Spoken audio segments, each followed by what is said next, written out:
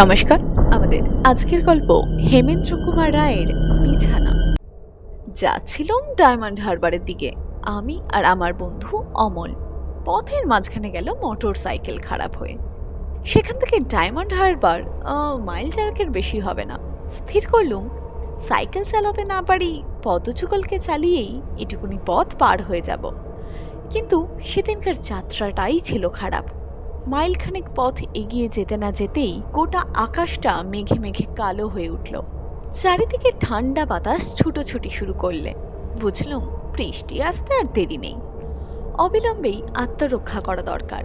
কিন্তু পথের দুই দিকেই মাঠ করছে ধুধু, মাঝে মাঝে খাল বিল, বড় বড় গাছ আর ঝোপঝাপ। এখানে আশ্রয় মিলবে কোথায়? অমল একদিকে তীক্ষ্ণ দৃষ্টিপাত করে বললে, ওই বাঁশবাগানের ওপাশ থেকে একখানা বাড়ির মাথা দেখা যাচ্ছে না? আমি ভালো করে দেখে বললুম, বাড়ি বলেই তো মনে হচ্ছে। টপ করে আমার নাকের ডগায় পড়ল একটা বৃষ্টির মস্ত ফোঁটা। আমি বললুম, ছোট অমল, ছোট এক ফোঁটা বৃষ্টি আমার নাসিকাকে সব বেগে আক্রমণ করেছে। দুজনে প্রাণপণে ছুটতে লাগলুম। বাঁশবাগান পেরিয়ে দেখলুম চারিদিকে পুরনো পাঁচিল দিয়ে একখানা মাঝারি দোতলা বাড়ি দাঁড়িয়ে আছে। বাড়ির ভিতরটা গোরস্থানের মতন স্তব্ধ এবং তার ফটকেও তালা লাগানো। এখন উপায়? এমন সময় বৃষ্টি নামলো, বেশ বড় বড় ফোঁটা। আমি তাড়াতাড়ি বললুম, যা থাকে কপালে, পাঁচিল ডিঙিয়ে ভেতরে চলো, এই বাড়িতে কেউ নেই বলেই বোধ হচ্ছে। অমল প্রতিবাদ করতে উদ্যত হলো, কিন্তু বৃষ্টির বিক্রম হঠাৎ আরো বেড়ে উঠে তার প্রতিবাদের চেষ্টাকে একেবারে ব্যর্থ করে দিল। পাঁচিল ডিঙোতে দেরি লাগলো না। পাঁচিলের পরেই খানিকটা খোলা জমি। সেখানে আগে বোধ হয় বাগানের বাহার ছিল, কিন্তু এখন আগাছা ছাড়া আর কিছুই নেই। সামনে একটা ছোট পুকুর, কিন্তু তার জলের উপরে এমন ছিদ্রহীন পানার প্রলেপ যে পুকুরটাকে দেখাচ্ছে একটা সবুজ ক্ষেতের মতো। আমরা যখন একতলার দালানে গিয়ে দাঁড়ালুম, তখন সারা আকাশ আচ্ছন্ন করে যেন বিশ্বব্যাপী জলপ্রপাত ঝরে পড়ছে এবং জলে ভিজতে ভিজতে বাতাস গাছপালার ভিতরে ঢুকে মহা হইচই লাগিয়ে দিয়েছে। এদিকে ওদিকে উকি ঝুঁকি মেরে আমি বললুম, অমল, বাড়ির অবস্থা দেখে মনে হচ্ছে এখানে অনেকদিন কোনো মানুষ বাস করেনি। অমল বলল, তাহলে একটা ঘরের ভেতরে গিয়ে দাঁড়ালেই তো হয়, এখানে জলের ছাট আসছে। আপত্তি নেই, কিন্তু দরজা খোলা পাবো কি? অমল এগিয়ে গিয়ে সামনের একটা দরজায় ঢোকা দিল।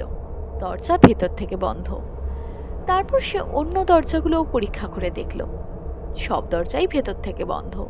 আমি বললুম, এই দরজাগুলো ভিতর থেকে বন্ধ করে বাড়ির মালিক বোধহয় পিছনের কোনো দরজা দিয়ে বেরিয়ে গিয়েছে। কিন্তু এই বৃষ্টিতে বাড়ির পিছনে যাই কেমন করে? তাহলে এখানেই আমাদের বিশ্রাম। পিছনে যাওয়ার জন্য আমি স্নান করতে রাজি নই। হঠাৎ একটা কনকনে ঠান্ডা দমকা বাতাস সর্বাঙ্গ কাঁপিয়ে আমার পাশ দিয়ে চলে গেল এবং সঙ্গে সঙ্গে দড়াম করে একটা দরজা খোলার শব্দ হলো। চমকে ফিরে দেখি অমল সর্বপ্রথমে যে দরজায় ধাক্কা মেরেছিল সেটা আর বন্ধ নেই। অমল হতভম্বের মতো আমার মুখের পানে তাকালে। আমি হেসে বললুম, অমন করে দেখছো কি? দরজাটা তুমি ভালো করে ঠেলে দেখোনি, এখন দমকা হাওয়ায় খুলে গেল। অমল মাথা চুলকাতে চুলকাতে বলল, আমাকে অবশ্য সেই কথাই মানতে হবে, আমি কিন্তু ভালো করেই ঠেলেছিলাম। পাগল নাকি? তুমি কি বলতে চাও ভূতে এসে আমাদের দরজা খুলে দিলে? সেই কথাই বা বলবার উপায় কই? আমরা তো ভূতেদের জন্য রাতটাই রিজার্ভ করে রেখেছি, কিন্তু এখন হচ্ছে বেলা 2টো। এ সময় কোনো অভদ্র ভূত কোনো পোড়ো বাড়িতে অনধিকার প্রবেশ করতে চাইবে না। চলো ঘরের ভিতরে গিয়ে দাঁড়াই। ঘরের ভিতরে ঢুকলুম। চারিদিকে অযত্ন ও মলিনতার চিহ্ন।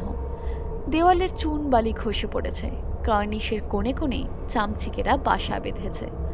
মেঝের ওপরে বোধ হয় 2 ইঞ্চি পুরু ধুলো জমে রয়েছে। একদিকে খান দুয়েক কাঠের চেয়ার, আর অন্যদিকে একখানা ইট। দূর থেকেই অবাক হয়ে দেখলুম ওই ধুলো ও শ্রীহীনতার রাজ্যেও খাটের উপরে যে বিছানা পাতা রয়েছে তা ধপধপ করছে সাদা। তাহলে এমন ঘরেও কেউ কি বাস করে? নিজের বিছানাটুকুই পরিষ্কার রেখে সে খুশি। এই বছরের পর বছর ধরে জমা ধুলোর স্তূপ তার নজরেই পড়ে না। আশ্চর্য মানুষ তো। অমল কাঁপতে কাঁপতে বলল, বাবা, বড্ড শীত করছে যে, কি ঠান্ডা ঘর, বাইরের চেয়েও ঠান্ডা। সত্যিই তাই।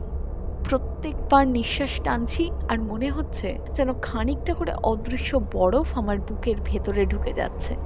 এতটা অসম্ভব শীতের কারণ কি? একটা দরজা ছাড়া ঘরের আর সব দরজা জানলা বন্ধ। ঘরটা আর যাই হোক স্যাঁতস্যাঁতে বলেও বোধ হচ্ছে না। তবু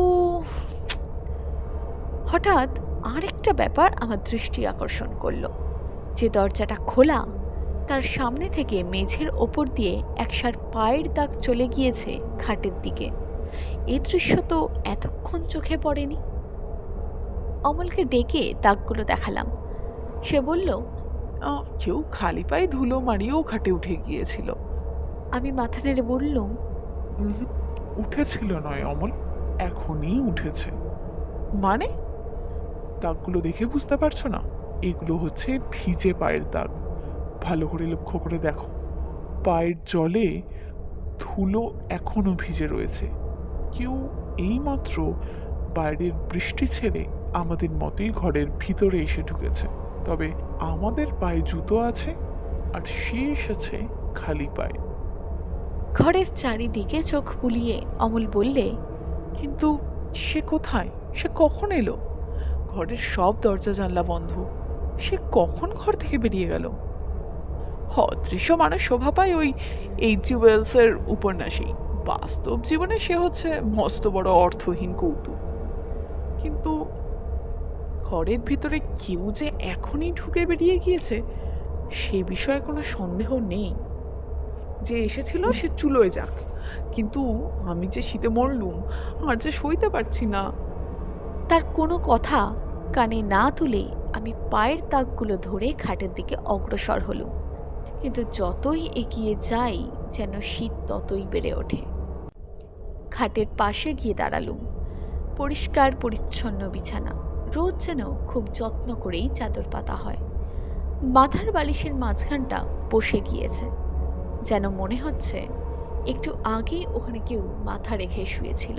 কেবল তাই নয়, বালিশের ওপরেও জলের দাগ, যেন এখানে কেউ ভিজে মাথা রেখেছিল। আরেকটা আশ্চর্য ব্যাপার অনুভব করলাম। উনুনের কাছে গেলে যেমন আগুনের আঁচ পাওয়া যায়, এই বিছানার পাশে দাঁড়িয়ে ঠিক তেমনই শীতের আঁচ পাওয়া যাচ্ছে। হতে পারে এটা আমার মনের ভ্রম, কিন্তু এমন সত্যিকার ভ্রম আমার আর কখনো হয়নি। সেই দিনের আলোতেও আমার বুকের ভেতরটা ছমছম করতে লাগলো। ভয় পাওয়ার মতো বিশেষ কিছু দেখিনি বটে, কিন্তু কেবলই মনে হচ্ছে পোড়ো বাড়ির স্তব্ধ ঘরের মধ্যে আমরা দুজন ছাড়া এমন এক তৃতীয় ব্যক্তির অস্তিত্ব আছে যে আমাদের মতন স্বাভাবিক নয়, যার কাছে আমাদের থাকা উচিত নয়। বিছানার উপর ঝুঁকে পড়ে ভিজে বালিশটা পরীক্ষা করতে লাগলো। কিন্তু ও আবার কি? কান পেতে 2 মিনিট ধরে শুনলুম, তবু নিজের কানকে কিছুতেই বিশ্বাস করতে পারলুম না। অমল আমাকে ডাক দিয়ে বললে, ওহে, ওখানে অমন সঙ্গের মতো দাঁড়িয়ে আছো কেন? চলো, এই বৃষ্টি ঘরটা ছেড়ে আবার বাইরে যাই। বৃষ্টি থেমে এসেছে। অমল, একবার এখানে এসো তো। কেন? এখানে আবার নতুন কি আবিষ্কার করলে? ওরে বাবা, এখানে যে আরো ঠান্ডা। হোককে ঠান্ডা, কান পেতে শোনো দেখি, কিছু শুনতে পাচ্ছ? কি সর্বনাশ! কি শুনছো অমল?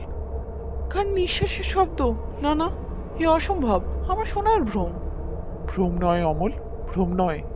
তুমিও শুনছো, আমিও শুনছি, আর নিঃশ্বাসের শব্দ এখনো হচ্ছে। অমল বিছানায় বালিশের ওপর হাত বাড়ালে, কিন্তু তারপরেই ভয়ানক একটা আর্তনাদ করে বিদ্যুতের মতন হটে গেল। তারপরেই খাটখানা হঠাৎ মচমচ করে উঠল, যেন কেউ ধর্মর করে বিছানার উপর উঠে বসল। অজানা একটা ভীষণ ভয়, আমিও তাড়াতাড়ি পিছিয়ে এসে থ হয়ে দাঁড়িয়ে পড়লুম। এবং তারপরেই মনে হলো একটা ঠান্ডা কনকনে দমকা বাতাস যেন আমার পাশ দিয়ে হুশ করে চলে গেল ঘরের খোলা দরজাটার দিকে। প্রায় 5 মিনিট ধরে আমরা দুজনে সেই ঘরের ভেতরে আচ্ছন্ন ও আড়ষ্টের মতো দাঁড়িয়ে রইলুম। তারপর প্রথমে কথা কইল অমল। বিবর্ণ মুখে থেমে থেমে বলল, বুঝতে পারছো, ঘরের ভেতরে আর একটুও ঠান্ডা নেই। না, নিঃশ্বাসের শব্দও আর শোনা যাচ্ছে না। কিন্তু অমল, বালিশের ওপরে হাত বাড়িয়ে তুমি আমার চেঁচিয়ে উঠলে কেন? বলছি, কিন্তু ভগবানের দোহাই আগে ঘর থেকে বেরিয়ে এসো, না হলে আমি পাগল হয়ে যাব। বাইরে বেরিয়ে এলাম। বৃষ্টি তখন ধরে গিয়েছে। অমল বললে, আমার হাত বালিশ ছোঁয়নি, কিন্তু আমার হাত পড়ল ঠিক যেন একখানা ঠান্ডা কনকনে জল মাখা মরার মুখের ওপরে। অবাক হয়ে ভাবতে লাগলুম, এ সবই কি ভ্রম? আমাদের দেহ অনুভব করেছে প্রচণ্ড শীত, চোখে দেখেছে জলে ভেজা তাজা পায়ের দাগ, কানে শুনেছে শ্বাস প্রশ্বাসের শব্দ, এবং অমলের হাত ছুঁয়েছে একখানা জল মাখা মরার মুখ। এ সবই কি কল্পনা? কাছের গ্রামে গিয়ে খোঁজখবর নিয়ে জানলুম, ওই বাড়িতে মানিকচন্দ্র বসু নামে এক ভদ্রলোক সপরিবারে বাস করতেন। 5 বছর আগে কলেরা রোগে মানিকবাবুর মৃত্যু হয়। স্বামীর শোক সইতে না পেরে মানিকবাবুর স্ত্রীও খিড়কির পুকুরে ঝাঁপ দিয়ে আত্মহত্যা করেন। তারপর থেকে ও বাড়িতে আর কেউ বাস করতে পারে না। এই ছিল আমাদের আজকের গল্প। যদি আজকের গল্পটি আপনাদের ভালো লাগে তাহলে অবশ্যই ভিডিওটাকে লাইক করুন এবং চ্যানেলটাকে সাবস্ক্রাইব করুন।